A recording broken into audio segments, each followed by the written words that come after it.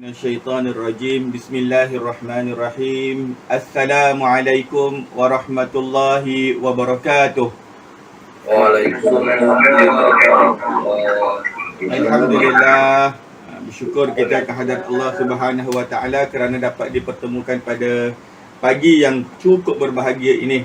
Jadi terima kasih kepada pengacara majlis pada pagi ini yang saya hormati, lagi sanjungi dan kasihi Bonda Judah binti Ahmad, pengarah IAB Cawangan Sarawak. Tidak lupa juga kepada kekanda Tuan Haji Edmund Shah bin Tambi, Timbalan Pengarah IAB Cawangan Sarawak. Kemudian rakan-rakan pensyarah. Ramai ni nak sebut seorang-seorang ni tak terhabis kita hari ni, ada 20 minit je ni. Jadi saya sebut rakan-rakan pensyarah yang dihormati lagi disegani, serta peserta-peserta MPUKEL SRSW3 dan seluruh ahli yang ada dalam sesi kita pada pagi ini. Jadi alhamdulillah, apa khabar semua? Alhamdulillah, baik.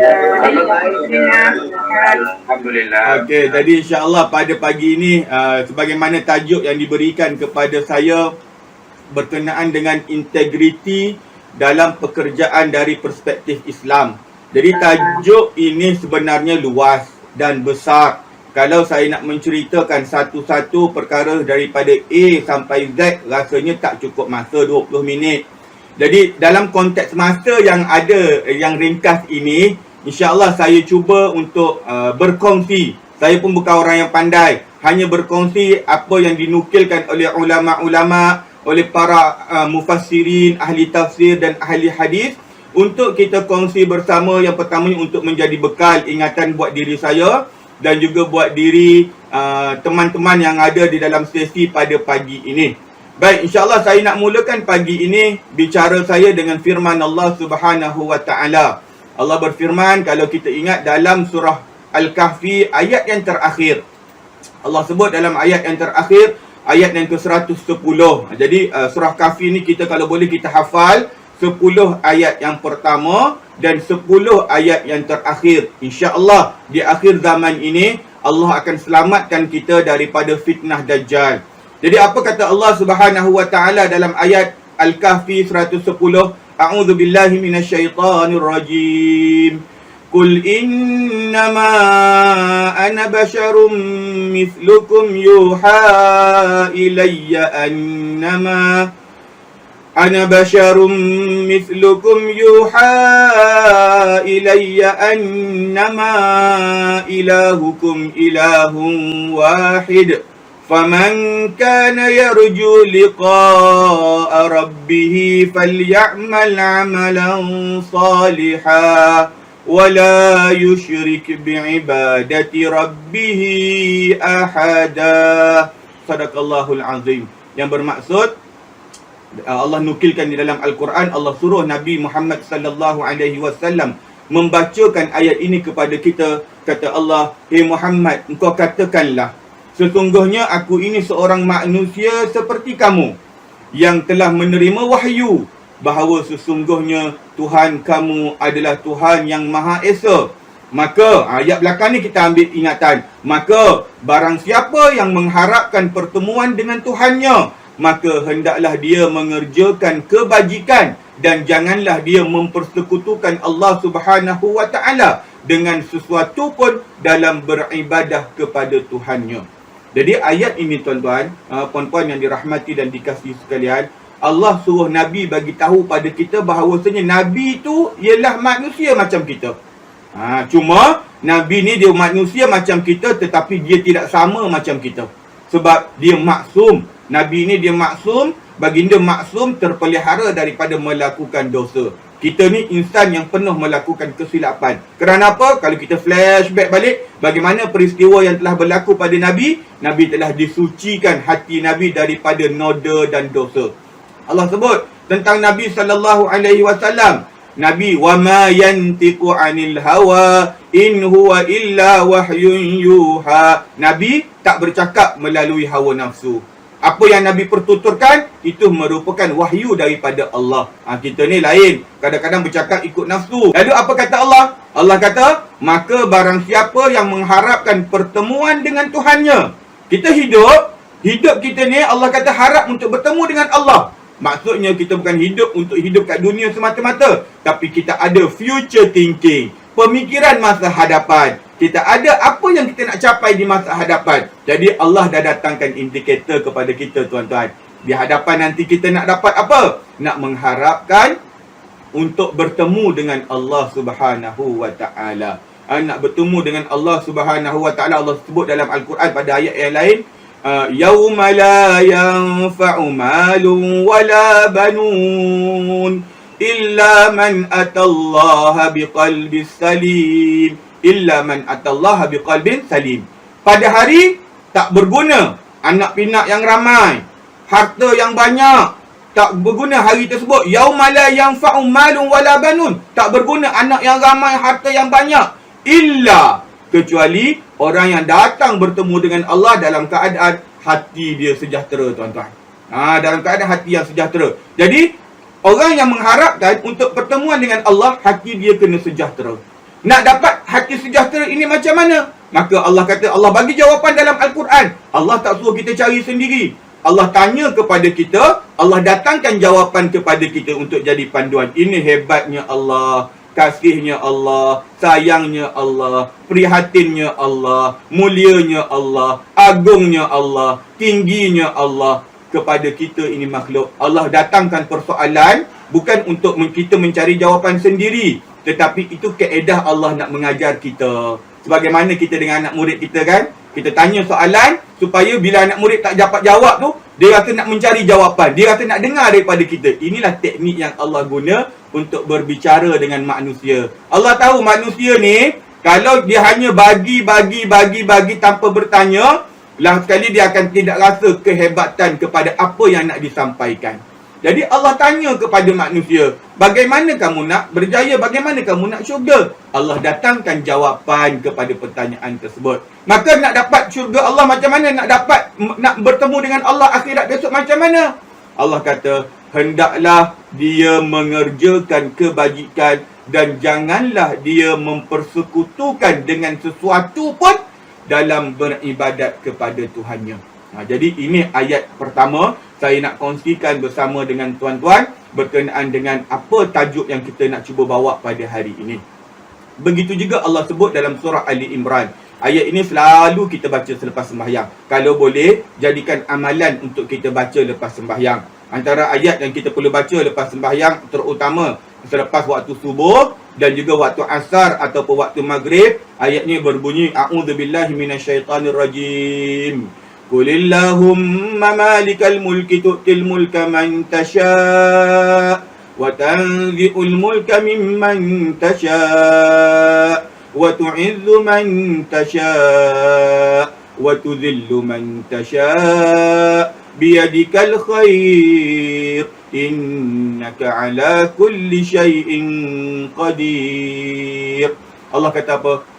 Katakanlah hai Muhammad. Allah suruh Nabi baca kepada kita, bagi tahu kepada kita. Katakanlah hai Muhammad. Kata pada siapa? Kata pada kita, tuan-tuan. Quran ni dia berbicara dengan kita. Katakanlah hai Muhammad, kata kepada umatmu, wahai Tuhan pemilik kekuasaan. Kata suruh kita dibaca sebagaimana Nabi baca. Ni nak mohon pada Allah ni. Kul katakanlah, Allahumma malikul mulk. Wahai Tuhan pemilik kekuasaan, Engkau berikan kekuasaan kepada siapa yang Engkau kehendaki, dan Engkau cabut kekuasaan dari siapa yang Engkau kehendaki. Engkau muliakan siapa yang Engkau kehendaki, Engkau hinakan siapa yang Engkau kehendaki. Di tangan-Mu lah juga segala kebaikan. Sesungguhnya Engkau maha kuasa atas segala sesuatu. Jadi dua ayat ini. Ini surah Ali Imran ayat yang ke-26. Ayat ini elok kita baca dan kita hayati. Selepas waktu subuh dan juga waktu asar ataupun waktu maghrib untuk kita jadikan amalan. Sekarang ni kita banyak masa di rumah. Banyak masa di rumah kita. Jadi tuan-tuan, gunakanlah masa itu untuk kita penuhi dengan mengingati Allah Subhanahu wa Ta'ala. Dalam kita sibuk bekerja secara maya, kita gunakan waktu kita untuk penuhi. Sebelum ni kita tak sempat. Allah tahu sebelum ni kita tak sempat. Lepas maya pun, Assalamualaikum warahmatullahi, Assalamualaikum warahmatullahi. Allah ada meeting lagi. Lepas meeting. Tapi sekarang ni Allah bagi kita duduk kat rumah. Boleh sembahyang dengan tenang, boleh buat amal ibadat dengan tenang, boleh kerja dengan tenang, boleh tengok mata anak-anak dengan tenang, boleh tengok mata pasangan kita dengan tenang. Nikmat Allah jadikan kita. Maknanya, dalam ujian yang Allah bagi pada kita saat ini, kita tak boleh pergi kerja, tak boleh pergi ke mana-mana. Rupanya ada nikmat yang Allah bagi kepada kita. 24 jam kita boleh tengok mata anak kita, 24 jam boleh tengok wajah isteri dan pasangan kita. Jadi ini merupakan nikmat yang Allah beri dalam ujian yang Allah uji kita, tuan-tuan. Sebab tu kalau kita nak kata susahnya dengan ujian ni, cuma kita kena ingat sebelum kita kata susahnya, di sebalik kesusahan tersebut, banyak kesenangan yang Allah beri kepada kita, banyak kelebihan yang Allah berikan kepada kita. Cuma kita ni kadang-kadang manusia kan, manusia ni dia suka pandang benda yang susah dia dapat daripada apa yang sering dia ada. Orang jarang nak bersyukur dengan nikmat mata yang Allah bagi, dengan nikmat lidah yang boleh merasa makanan, dengan nikmat telinga yang boleh mendengar. Orang jarang nak rasa syukur. Tapi orang mudah untuk mengeluh kalau seluk poket, dalam poket tak ada duit. Orang mudah nak mengeluh, dia nak sesuatu tapi tak dapat. Orang mudah mengeluh, dia mengharapkan sesuatu tapi tak dapat. Dia lupa. Itu sedikit je yang Allah tak bagi lagi. Yang Allah bagi kepada kita ni banyak sangat. Baik tuan-tuan, kembali balik kepada apa tajuk yang kita bicarakan. Daripada dua ayat ini, menunjukkan kepada kita bahawasanya itulah menjadi indikator kepada kita untuk berintegriti dalam kehidupan kita, tuan-tuan. Saya tak nak membahaskan persoalan berkenaan dengan apa kata integriti di sudut pandangan sarjana. Cukuplah kita katakan integriti ni apa yang didefinisikan sebagai suatu bentuk kejujuran, ketelusan, keterbukaan, kesempurnaan, keutuhan, amanah, berpegang pada prinsip, tak mudah dipengaruhi, tidak mudah hilang kepercayaan orang kepada kita. Apa yang kita cakap, kita buat, apa yang ditugaskan kepada kita, kita laksanakan. Itu semua perkataan yang membawa maksud integriti. Tetapi integriti kita sebagai orang Islam di mana, tuan-tuan? Kalau kita nak menyebut tentang SOP, tentang perkeliling, tentang peraturan, berbuih mulut bonda judah dah sebut kepada tuan-tuan tentang perkara tersebut. Saya tak nak ulang lagi.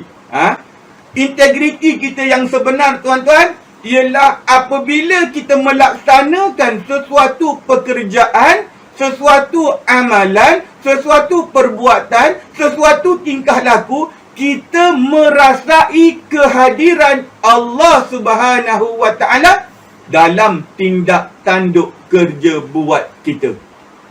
Itulah makna integriti yang paling besar dalam agama kita. An ta'budallah ka'annaka tarah fa illam takun tarah fa innahu yarak. Itulah yang kita sebut sebagai ihsan. Yang datang Jibril kepada Nabi SAW, kata Sayyidina Umar Al-Khattab, Jibril datang dengan pakaian yang sangat bersinar-sinar, pakaian bersih, putih, yang seolah-olah tidak ada gambaran orang yang datang daripada jauh, tetapi sahabat tak kenal. Datang pula bukan duduk kat belakang ketika pengajian Nabi, datang terus sampai ke depan, duduk depan Nabi berlaga lutut dengan lutut. Kemudian dia bertanya, apakah itu Islam? Apakah itu iman? Apakah itu ihsan? Maka Nabi jawab, ihsan itu an ta'budallaha ka'annaka tarah fa illam takun tarau fa innahu yarak. Maksud dia, kita merasai kehadiran Allah dalam setiap kerja buat yang kita laksanakan. Hari ini kalau kita nak kata tentang peraturan, macam-macam peraturan dah ada. Pagi kalau kita di IAB, kena masuk login. masuk log in, masuk log out bila dah habis waktu kerja. Kan? Tapi in between waktu kerja tu siapa yang memantau? Adakah pengarah kita nampak? Adakah bonda judah nampak? Tuan-tuan buat apa? Adakah pengurus penyelaras MPKL nampak peserta buat apa dalam waktu tu? Sebab tu salah satu kita nak memantau, waktu kelas sedang berlangsung, kameranya buka. Supaya kalau tutup, nampak macam ada, tapi tak ada. Jadi buka kamera ni, ini sebagai salah satu pengawasan yang kita buat dari sudut waktu kita berinteraksi dengan peserta MQTL. Kerana apa? Kerana nak mengawasi waktu penyampaian maklumat, input yang dikongsi dengan peserta, peserta dapat dengar, lihat dan terima perkara tersebut. Itu pengawasan dari sudut pelaksanaan program MPQES. Sebab apa? Sedang nak melihat integriti kita dalam melaksanakan kerja buat kita. Dan jadi kita sebagai hamba Allah Subhanahu wa taala, sebagai orang yang melafazkan kalimah la ilaha illallah Muhammadur Rasulullah, kalimah tersebut kita tasdik, kita benarkan dalam hati kita. Kita sebut dengan mulut dan kita melaksanakan, menunjukkan bukti dengan kerja buat kita. Kita yakin setiap kerja buat kita diperhatikan oleh Allah Subhanahu wa taala, kita merasai kehadiran Allah taala dalam kerja buat tersebut. Barulah kita menjadi orang yang berintegriti, tuan-tuan.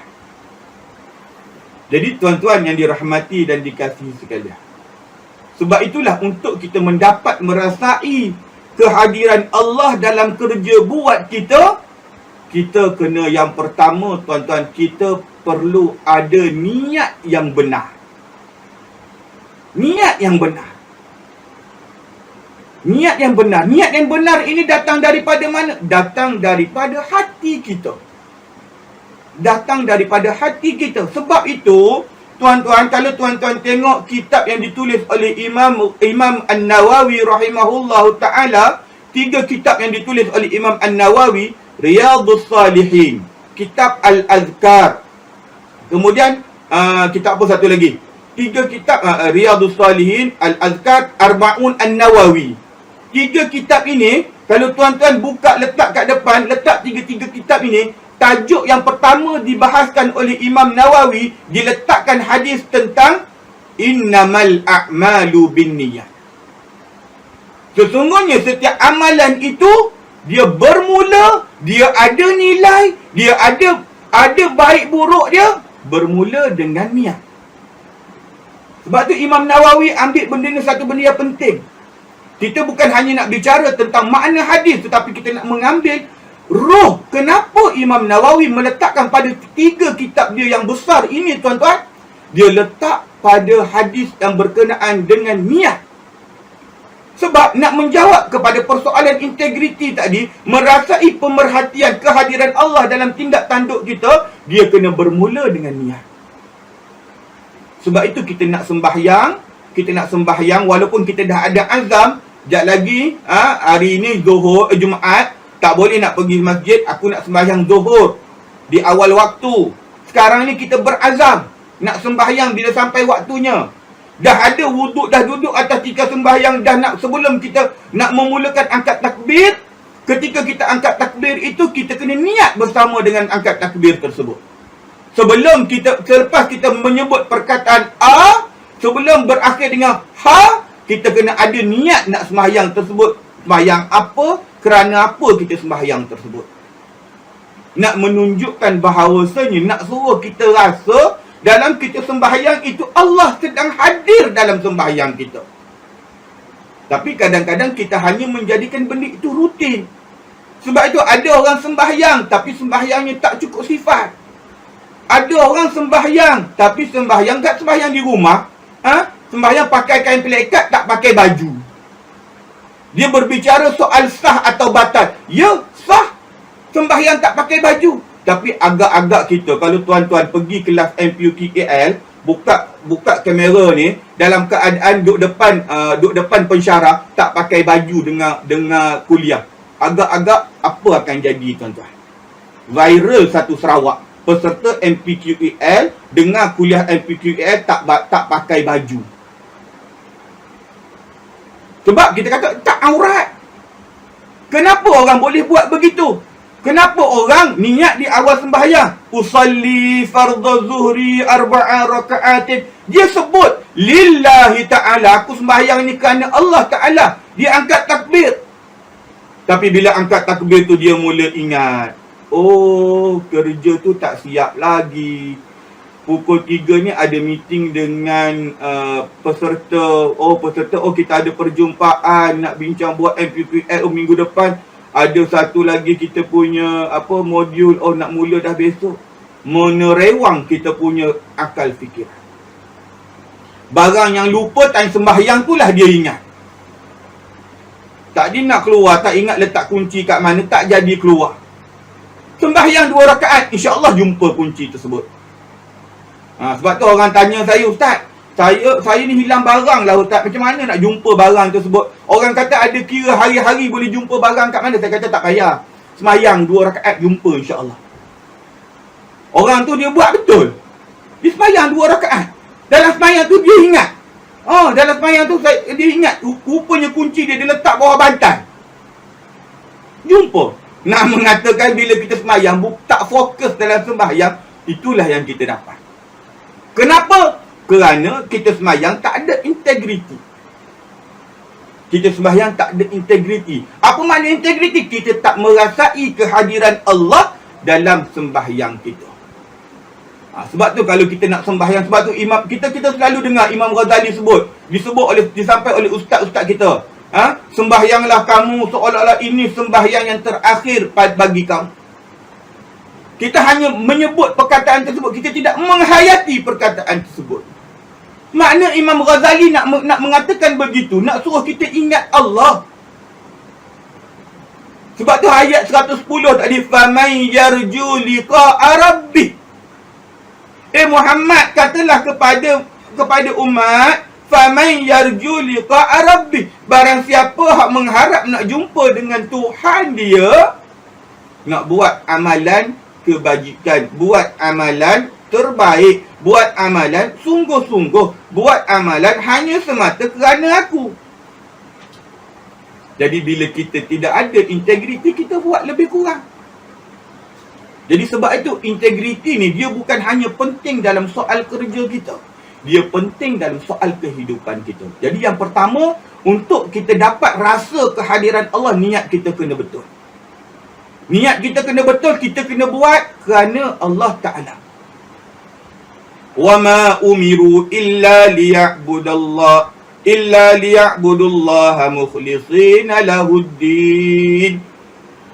Kita buat amalan, Allah nak mukhlisin, menjadi orang-orang yang ikhlas. Buat amalan kerana Allah Ta'ala, kerana bila kita buat kerana Allah Ta'ala akan datang keikhlasan. Bukan lagi buat kerana bonda, bukan lagi buat kerana ketua jabatan, bukan lagi buat kerana orang ini dan itu. Tuan-tuan, bukan buat hanya nak dapat sijil MPQEL. Bukan. Kita nak menambah ilmu untuk kita dapat redha Allah, sebab kita yakin Allah beza. Yarfa'illahu alladhina amanu minkum walladhina utul ilma darajat. Orang yang menuntut ilmu, Allah angkat darjat dia. Allah angkat darjat orang yang beriman, diserta dengan beriman tersebut orang yang berilmu. Jadi kita nak ada ilmu tentang kepimpinan, tentang pengurusan pendidikan. Sebab itu kita masuk MPQL. Ya Allah, kita ketuk hati, ya Allah, didik hati aku untuk masuk MPQL ini kerana nak dapat redha-Mu, ya Allah. Niat kita kena betul. Jangan niat kenapa kamu nak masuk MPQL tu. Kami nak jadi GB, kami nak jadi pengetua. Jangan, tuan-tuan. Jangan. Kalau kita ada niat yang sebegitu, betulkan niat kita semula. Sembahyang taubat 2 rakaat, doa pada Allah, ya Allah, aku nak betulkan niat aku masuk MPQL ini, aku nak jadi orang yang berilmu supaya besok jika dipertanggungjawabkan aku pada tugas, aku dapat buat tugas ini sebaik mungkin. Hari ni kalau kita belajar kerana nak dapat sesuatu, bila dapat sesuatu kita sudah tidak ada matlamat. Kita kena sentiasa ingat, pekerjaan kita ini satu pekerjaan yang cukup mulia.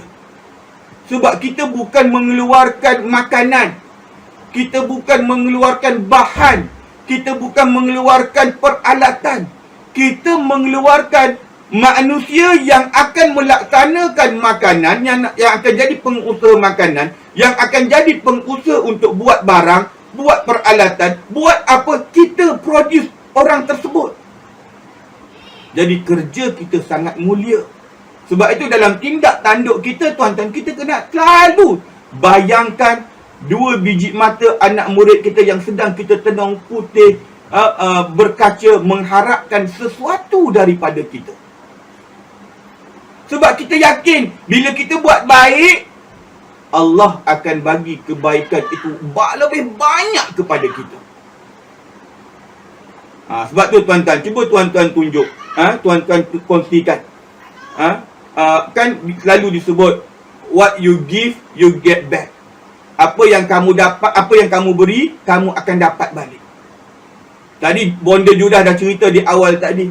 Subhanallah, tak sangka daripada apa yang tuan-tuan telah usahakan, Allah bagi balik atas kebaikan tersebut. Macam mana tuan-tuan nak buat gambaran pada tuan-tuan punya tuan punya pergerakan? Apa yang kita beri, kita dapat balik. Cuba tuan-tuan buat. Saya nak tengok. Tuan-tuan buat pergerakan. Apa yang kita beri, kita dapat balik. Macam mana tuan nak gambarkan? Buat semua. Ini macam kelas lah pula. Cuba tuan-tuan buat pergerakan. Apa yang saya beri, saya dapat balik. Cuba semua buat. Semua buat. Apa yang saya beri, saya dapat balik. Buat. Okey, Cik Ramzi, buat Cik Ramzi. Tak tepat macam tu. Orang lain, Cik Tamizi. Sikit sangat. Tuan-tuan, yang sebenar, apa yang kita bagi, kita dapat balik. Apa yang kita bagi, kita akan dapat tak tahu daripada mana. Tuan-tuan bagi bantuan pada orang, buat bakul makanan, bukan orang itu yang balas. Tuan-tuan dapat balasan daripada jalan yang tidak diketahui. Wa may yattaqillaha yaj'al lahu makhraja wa yarzuqhu min haitsu la yahtasib. Siapa bertakwa pada Allah, dia akan diberikan jalan. Orang takwa ni suka memberi. Wa yarzuqhu, Allah kata, dia akan dapat rezeki dari jalan yang dia tidak ketahui. Bila kita bagi, bukan orang yang kita bagi tu bagi balik pada kita. Tak. Kalau macam ni, ini kita bagi, orang yang kita bagi tu bagi balik. Itu nak buka puasa. Kita bagi kuih, dia bagi lempeng. Dapat makan. Tapi kalau waktu kami belajar dulu, kan, kalau kita bagi, kita bujang, kan. Bila bagi makanan ke orang sebelah, bagi kuih ke orang sebelah, kita tahu dia akan balas nasi Arab. Dr. Nuraida tahulah, Dr. Syarifah Nuraida tahulah. Orang Arab ni dia suka jemput. Bila kita bagi kat dia kuih, kan, dia bagi kat kita nasi Arab. Jadi kita dapat lebih banyak. Jadi bila kita memberi, bukan begini. Kita memberi, Allah akan bagi kepada kita rezeki yang kita tak ketahui daripada mana. Yang penting kita kena yakin kita buat tersebut, kita nak menolong orang tersebut ialah dengan niat kerana Allah Ta'ala. Daripada niat tadi, kita nak integriti melalui niat yang bersih, niat yang benar, kita akan melaksanakan perkara tersebut dengan ikhlas. Mukhlisina lahuddin. Kita buat perkara tersebut dengan ikhlas. Kerana hanya nak mendapat balasan daripada Allah Ta'ala, sebab kita nak balasan, nak terima daripada Allah di akhirat besok. Bukan kat dunia, kita nak terima di akhirat. Sebab tu orang Islam yang sebenar, dia ada future thinking. Kita nak terima daripada Allah ganjaran dia akhirat besok. Kita duk bagi sedekah, duk bagi apa, duk bagi semua tu, ialah untuk dapat ganjaran di akhirat. Sebab tu kita buat dengan seikhlas mungkin. Tangan kanan memberi, tangan kiri tak tahu. kebaikan yang kita buat bukan untuk disebut tetapi untuk dinilai oleh Allah Subhanahu wa taala. Apa perkara yang kita buat, pekerjaan yang kita buat ialah kerana nak mendapat keredaan Allah. Itu rahsia daripada ikhlas. Sebab kita yakin tuan-tuan, perlunya ikhlas ini kerana besok amalan yang kita buat akan dihisap oleh Allah Ta'ala. Akan dihisap oleh Allah Ta'ala, zahir, batin, semuanya akan dihisap oleh Allah Ta'ala. Sebab tu Allah sebut apa? فَمَنْ يَعْمَلْ مِثْقَالَ ذَرَّةٍ خَيْرًا يَرَهُ. Buat amal kebaikan kecil sebesar biji sawi, sebesar zarrah, sebesar atom, akan dilihat. Tu kalau buat kecil. Kalau buat yang besar, lagi besar-besarlah dia akan dilihat oleh Allah Ta'ala. وَمَنْ يَعْمَلْ مِثْقَالَ ذَرَّةٍ شَرَّةٍ. Siapa yang buat perkara buruk, walaupun sekecil-kecil, dia akan dilihat oleh Allah Subhanahu wa Ta'ala. Baik, tuan-tuan. Jadi, kita perlu kepada amalan yang dihitung oleh Allah. Kerana apa? Amalan kita besok akan dihitung, dihisap oleh Allah Ta'ala. Sebab tu kita, dalam perjalanan kehidupan kita ini, kita masih ada masa untuk mohon ampun kepada Allah Subhanahu wa Ta'ala. Di mana kita lihat kekurangan kita, di mana lihat kesilapan kita, saat ini kita perbetulkan dan kita mohon ampun kepada Allah untuk kita menjadi orang yang berintegriti dalam kehidupan kita. Sebab tu tuan-tuan, kalau kita ingat, kita kembali balik kepada sejarah baginda Nabi SAW. Beberapa hari sebelum baginda Rafiqul A'la diangkat oleh Allah kembali kepada Allah Ta'ala, Nabi buat pertemuan dengan sahabat, Nabi kumpul dengan para sahabat. Nabi kata kepada para sahabat, sahabatku sekalian, ada tak dalam kalangan kamu, aku telah membuat penganiayaan zahir pada kamu. Aku telah mencederakan kamu sehingga kamu tak berbalas kepada aku. Sahabat, ada tak kamu yang aku corek, aku rabit, aku koyak maruah dia? Sahabat, ada di kalangan kamu tak aku ada terambil harta dia dan kamu tidak menuntut, aku tak bayar lagi harta dia? Beberapa hari sebelum Nabi wafat, Nabi mengumpul sahabat bertanya perkara ini, tuan-tuan. Kerana apa? Kerana Nabi nak pergi dalam keadaan, hak pertama, Allah redha, mendapat pengampunan daripada Allah. Yang kedua, Nabi nak pergi dalam keadaan tidak ada tinggal dosa kepada manusia. Sebab kalau dosa dengan manusia ni susah. Sebab tu saya waktu saya mengajar dulu, ada 5 minit lagi, 2 minit lagi. Okey, sebab tu Nabi dulu bila Nabi wafat, bila Nabi buat salah dengan manusia, Nabi rasa takut. Sebab apa? Nabi takut nanti orang ini ke akhirat besok ambil amal baik kita. Kalau dah tak ada amal baik, akan bagi amal buruk dia untuk kita tanggung. Sebab inilah yang Nabi sebut sebagai orang muflih. Jadi, sebab itu kita kena sentiasa minta ampun pada Allah. Dan kita duduk berdepan dengan murid-murid kita ni pun kena minta ampun. Takut kita ada tercuai dalam mendidik mereka. Kita ada tercuai dalam memberi ilmu kepada mereka, menyebabkan kita jadi orang yang tidak mendapat pengampunan daripada Allah Subhanahu wa Ta'ala, sebab tidak mendapat tidak dimaafi oleh manusia atas silap dan salah kita. Jadi tuan-tuan, kesimpulan dia, untuk jadi orang yang integriti, kita kena merasai kehadiran Allah dalam kehidupan kita. Pertama, nak dapat tu kena niat yang ikhlas, kena ada niat kerana Allah Ta'ala kita buat. Kemudian kita buat perkara tersebut hanya kerana Allah, ikhlas kerana Allah. Yang ketiga, kita kena ingat setiap amalan kita akan dihitung di hadapan Allah Ta'ala. Maka apabila kita melaksanakan perkara ini, kita akan mendapat redha Allah Subhanahu wa Ta'ala. Bila Allah redha, inilah yang dimiliki oleh para sahabat. Radhiyallahu anhum wa radu an. Allah redha kepada mereka dan mereka redha kepada ketentuan Allah. Akhirnya kita akan kembali pada Allah dalam keadaan hati kita sejahtera, hidup kita dalam keadaan tenang, kita kembali kepada Allah dalam keadaan kita mendapat pengampunan dan rahmat serta kasih sayang Allah. Jadi saya rasa cukup sekadar itu untuk pagi ini.